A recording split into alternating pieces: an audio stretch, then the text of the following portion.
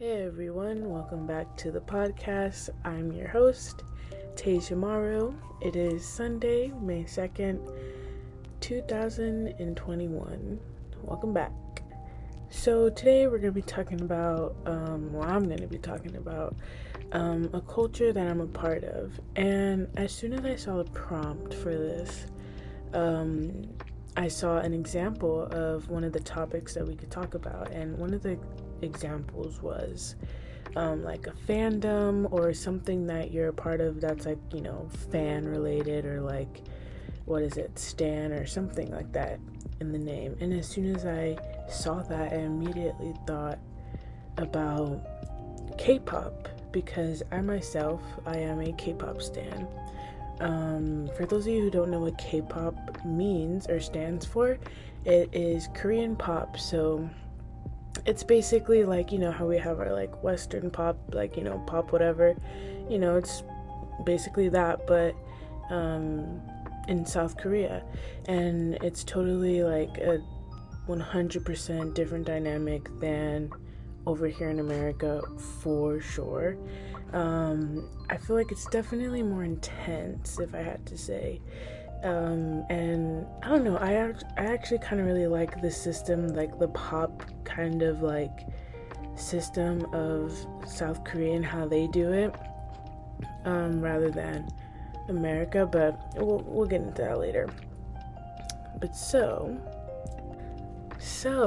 first I just wanted to like talk about how I got into it, and like how I got introduced to K-pop. And actually, so how I got introduced to K-pop was I got introduced by a friend, my good friend Kylie. Shout out to Kylie. She was my suite mate at the time. This was our freshman year. We met freshman year because we were suite mates. And I remember, like, in our suite, we all have our doors open, like, all the time, because we were all close like that, and we always had our doors open. And Kylie, her room was right next to mine, and she would always play like these songs, and I would notice that they wouldn't be in English, and I'd be like, oh, okay, like, that's cool, like, that's interesting, I just didn't know. I was like, okay, it's like a language that I feel like I've heard before, but I wasn't really too familiar on it, but it sounded interesting, and I was like, okay, like, and I'm pretty sure, I think, like, I probably asked her before, and I was like, oh, what's that? And, like, then that's when she expressed that, she liked K-pop, and she was really into this group called BTS. And I don't know if you guys have heard of BTS. They're pretty big worldwide now, I feel like. But so basically, it was one day me and my friend Jenny, our other suite mate, we were in her room, in Kylie's room, and she was watching a BTS music video or something, and we were just like, oh, like, how do you, why, like, what makes you like them? Like, we were just asking her about them, and, like, we also were just like, wow, they're like really talented, and like who's who, and like, but she would talk about. And so one day she's showing us a music video of them, and we're like trying to put names to faces, and me and Jenny were having a hard time remembering names and stuff, and like we're like, no, you know what, we're gonna get this. Like, we were determined to, like, know their names and their faces. And I don't know, we were just really determined. We were like, yeah. And then I don't know why, but I felt determined too. And also a little bit of me, like, I really, like, I can appreciate the arts. And I definitely love performance and dance and sing and vocals and everything that goes into K-pop. And that is basically everything that goes into K-pop. Like, it's a performance, it's a show, it's a story, it's something. So I definitely, like, when we were watching the music video, at the same time I was trying to put names to faces, but I was also admiring how talented they were, and I was like, wow, okay. I was like, okay, I could kind of, okay, let's see. And so from there, I really did try to, like, I was researching more than I was doing my homework probably at the time. And I just remember just like going on endless pages, watching endless like videos on YouTube about like, oh, here's a guide to BTS, like here's a simple guide to BTS, like, and it was like literally like video essays, kind of like video essays of like the members, and it would break down each member, like, oh yeah, like here is Kim Namjoon. He's like, you know, his age and like, you know, whatever, like, you know, his favorite color or whatever, and like what else, his birthday, what else do they have on there, like everything. And then like they say like, you know, he's a rapper, or like they break down like what's his part in, you know, the group and where he's from and just like everything like that. And I was just watching so many of those, and I was getting really familiar with their faces. And then like I was watching like more stuff that had their personality in it.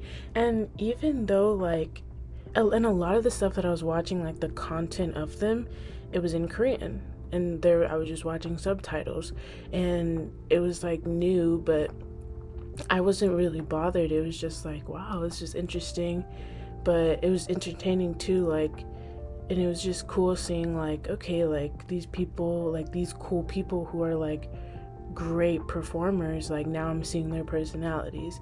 And so it was like maybe over the span of a night, I don't know, it feels like it was a night or maybe 2 days. I remember that same day, like that same day I got sick. And yeah, that same day I got sick, and so I was in bed for like 2 days. So I was like watching endless BTS content, and so I remember getting back to Kylie and being like, yeah, I know all their names and their faces and this, that, and the third. And I was like saying, yeah, I actually kind of like them.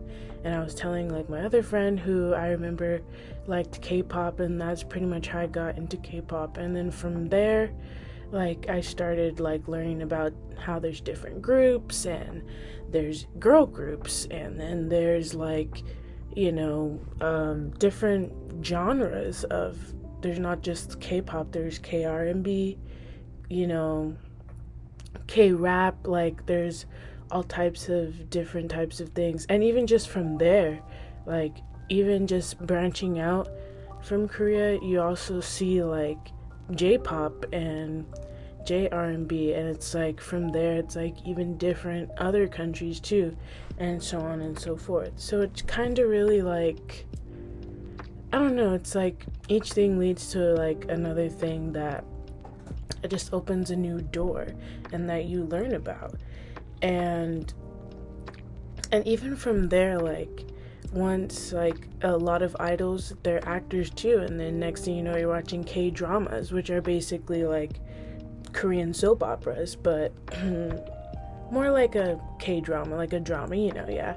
But and even those, and that's how you get introduced even more into Korean culture, and like seeing, you know, just everything really, and seeing different food, and like, you know, a lot of Korean idols and actors and like everybody, you know, they go on variety shows, and they're like, you know, these reality shows where like they talk to, it's like a personality. It's pretty cool as well. And so months are passing by, and you know, I'm really like getting into this K-pop world, and it's like, it's just so exciting. It's just something new, it's refreshing, and like I think that was a really good time in my life, because I felt like I really needed that. And I don't know, it was just, I just remember, I don't know, I just think of serotonin when I think of those times of like exploring everything for the first time. But then then also I also felt like me and my friend Kylie, like Jenny ended up like she also ended up really liking taking a liking to BTS too, but I think but now I think she was like more just like surface level, which is, still good, but like we all kind of still like we all kind of still like bonded over that like liking K-pop, and I felt like individually with me and Kylie, our friendship definitely like I feel like we bonded even more because now is like another thing that we can talk about and like share whatever with and talk about things and hey, did you see the new music video or whatever, like it was good. And so in the beginning I feel like throughout my like in the beginning when I was learning about like K-pop and Korean culture and stuff like that, it was definitely um I felt like I was researching, but like I really did like research. Like I don't know, it was fun to like just go on autoplay on YouTube and just have like, oh, the next recommended video that's like I guess K-pop related or like a music video. It's like, oh yeah, okay, yeah, sure, I want to see that. It was just really nice seeing that as well. But it's definitely confusing in the beginning because it's like very much new, it's not like here in America. Well, some things are very similar, but yeah. So one thing I wanted to talk about was how I think K-pop stands and K-pop culture definitely has like their version of a single story, but I also feel like there's multiple single stories that are made about K-pop. But one that I wanted to talk about in particular, and that's a popular one, I guess, would be the term Koreaboo. So, if you don't know what a Koreaboo is, basically, it's like... Actually, you know what? I'm gonna get the exact definition right now. So, alright, I've got the definition. So, the definition, according to UrbanDictionary.com, says that Koreaboo, someone who denounces their own race and calls themselves Korean, genuinely believes that they're Korean or wishes they are Korean. They may also think that they will someday marry their favorite idol, or may use small parts of Korean in their sentences without caring about learning the language. They could think of all Asians/Koreans are beautiful gods who are above the human race. So that's a little bit, a little bit intense there, but in short, it's basically someone who is, instead of appreciating the culture, they are appropriating the culture most of the time, and it's just, they're basically only like doing things for like, it's just, yeah, I don't know how to explain it, but I hope that definition gives you a picture. I'll insert a picture here if so. So that term might be a little scary, in some instances. And so the term Koreaboo is often, I feel like, thrown around a lot loosely. I feel like it's pretty intense, like the actual meaning, but a lot of times like people kind of misuse it in a sense. And so also there's another part of the definition, and so this is what I'm talking about, because like it's like a known thing for like Koreaboo to be used, like Koreaboo to be loosely used, So the person also put that a Koreaboo is not someone who is interested in Korean culture, listens to K-pop music, listens to other Korean music genres, watches Korean TV shows, makes cringy jokes about Korean celebrities, wants to live in Korea, etc., etc., etc.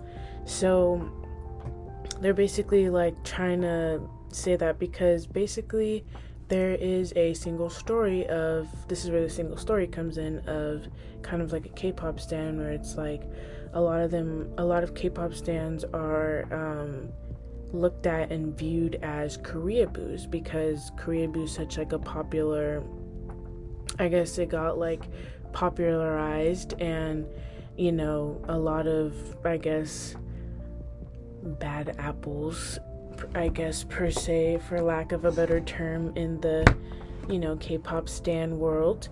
And it just wrote the story in a lot of people's heads for about a lot of us, you know, that we're, you know, crazy, and we're delusional. We think we're gonna marry our favorite Korean, you know, pop singer, or, you know, we want to be Korean, like we hate ourselves and we want to be Korean, and we think we're Korean and we're obsessed with Korean, and we only want Korean men, or whatever the stigma is.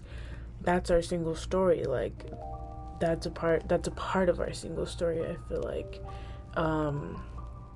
like that, and that it also hinders like a lot of people from wanting to join, you know, a K-pop fandom, or to get into K-pop, because of that negative stigma of, you know, liking K-pop and then telling someone, oh yeah, I like K-pop, and then them being like, oh, you're one of those Koreaboos, huh? Because that's what I feel like, that's like a common regular thing. And that's why a lot of K-pop stans, like until recently, like a lot of K-pop stans talk about how they were in the hiding, because I don't know if like you guys have noticed, but like recently, maybe the past like couple years, like K-pop has been, you know, growing a lot internationally, and it's getting a big name, especially here in America. And you know, BTS too, you know, they're really big over here. They're about to have a McDonald's meal. Shout out to them, you know, and they're like sponsored. So, you know, it's getting really big over here. So it's like, I feel like it's still less, you know, I feel like it's not as bad as to say that you're a K-pop stan. You're not, like, you're less ashamed, quote unquote, I guess.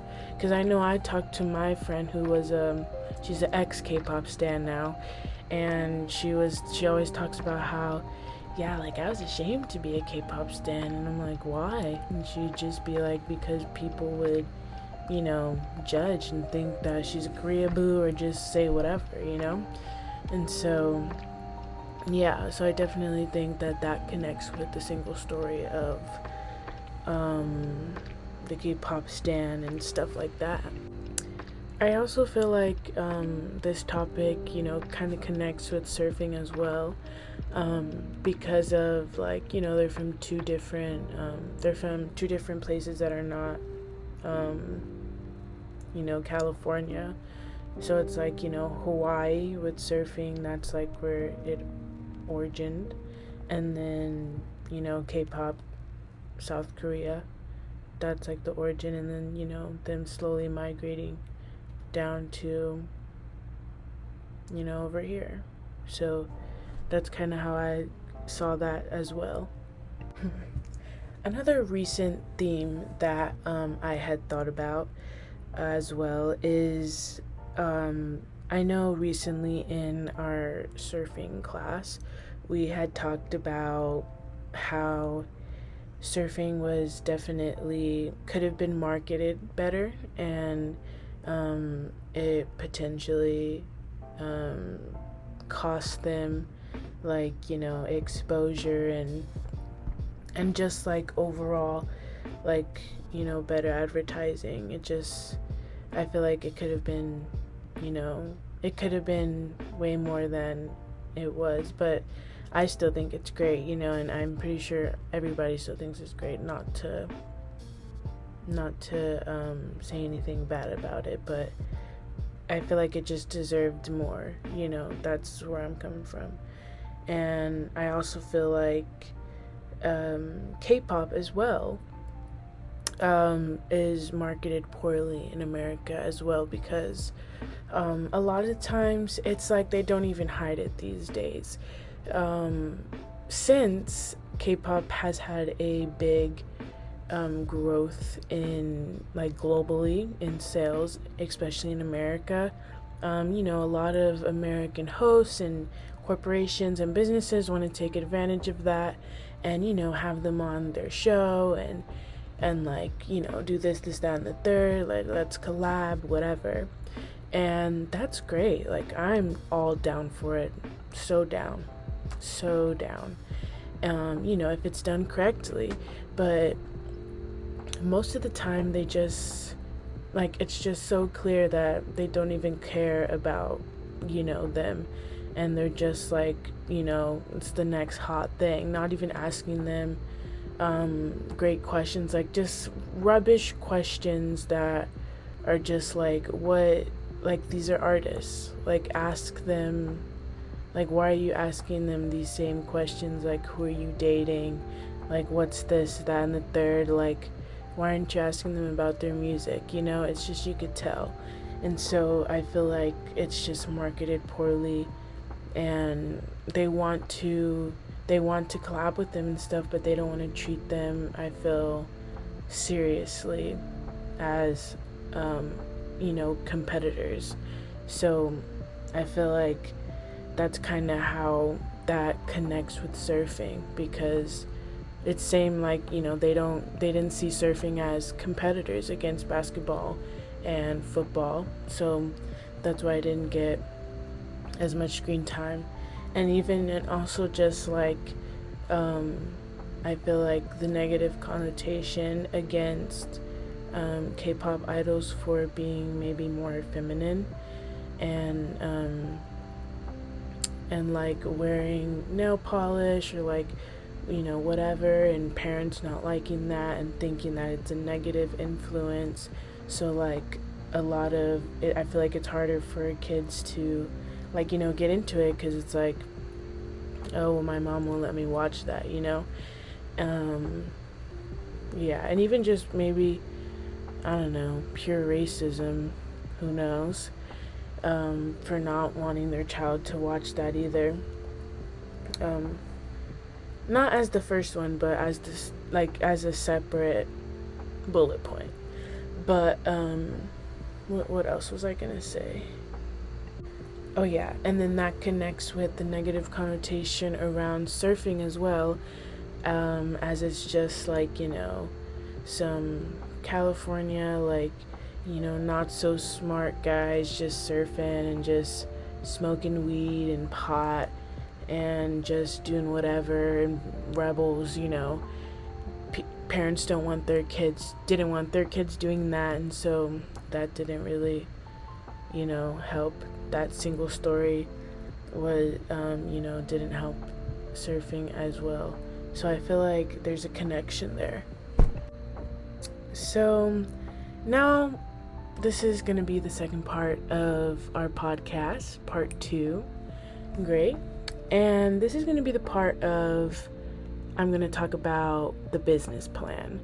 So my business plan that I was thinking about, it's going to be probably, I don't know, I really don't really know. It's pretty up in the air right now, but I feel like it could go whichever way. So I'm thinking either maybe an app or a book or like some type of service or something like that.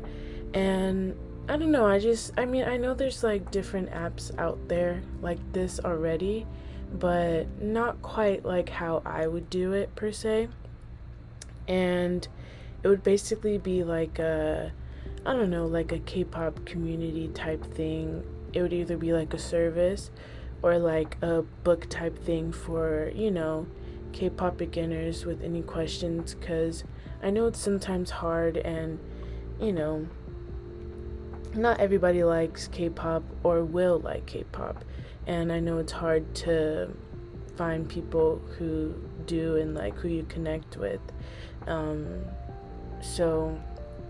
And I feel like just questions in general, like, how the trainee system works, and like, or how do you watch, their live broadcast is, like, there's like different like apps that Korean pop idols use to connect with fans, like, and a lot of fans don't know that, or like, here's their Twitters, and here's, if you want to meet some more GOT7 fans, like some more from another group and different groups like that, here's like a group chat or something, like, some type of either service. But if not service, I would definitely do like a book type thing, where maybe both, like maybe I'll do like a service and a book. I feel like that'd be kind of fun, like a book with like just, I don't know, tips and tricks and all sorts of like, K-pop and different analogies, and just breaking down all types of things. And yeah, and I feel like this would potentially help, or not help, but it would help like break I feel like the single story path that people would go down, or like, because I know like there are some people who do go down the Koreaboo path, it's not a thing, but a lot of times K-pop stans get mistaken for them, but there are people who do go down that path, unfortunately. And so who knows, like maybe this K-pop beginner thing, it could also have things about like respecting the culture as well, and what's okay and what's respectful and what's not okay, and like when it's actually when it's a discussion of whether it's appropriating or like appreciating. So whether it's appropriating or appreciating, that's like could be a whole thing, like a whole section in itself, in this K-pop beginners thing, and I feel like that could help as well. And you'll never know who comes across this, and who reads it, and it's like, oh, I didn't even know that, and why it's disrespectful, and like, I don't know, but something like that I was thinking. And yeah, budgeting wise,